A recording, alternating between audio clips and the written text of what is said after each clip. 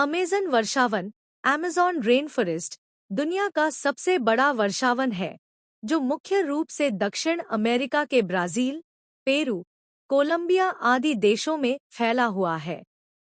यह लगभग 55 लाख वर्ग किलोमीटर में फैला है। यह वर्षावन लाखों वर्षों में प्राकृतिक प्रक्रियाओं के कारण बना है। जब धरती पर भारी वर्षा और गर्म जलवायु का मेल हुआ, तो वहां घने जंगल उगाए।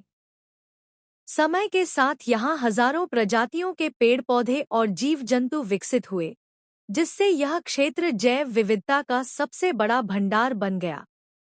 अमेज़न वर्षावन लगभग 5.5 से 6 करोड़ साल 55 से 60 मिलियन ईयर्स पहले बना था। यह तब शुरू हुआ जब दक्षिण अमेरिका का महाद्वीप स्थिर होने लगा और वहां की जलवायु में भारी वर्षा और गर्मी का संतुलन बना। इस लंबे समय में धीरे धीरे यहाँ घने जंगल उगाए और लाखों प्रजातियों के पौधे, जीव जंतु और कीट पतंगे विकसित हुए।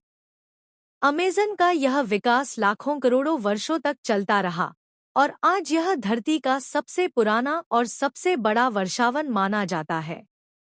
अमेज़न को धरती के फेफड़े लंग्स ऑफ द अर्थ कहा जाता है क्योंकि यह विशाल मात्रा में ऑक्सीजन का उत्पादन करता है।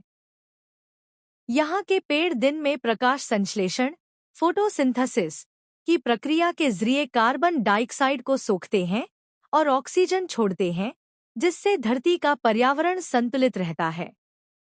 यही वजह है कि जब भी अमेज़न जंगल में आग लगती है या इसका कटाव होता है, तो पूरी दुनिया चिंतित हो जाती है। इसका नुकसान सिर्फ दक्षिण अमेरिका तक सीमित नहीं रहता, बल्कि पूरी पृथ्वी की जलवायु और जीवन पर असर डालता है।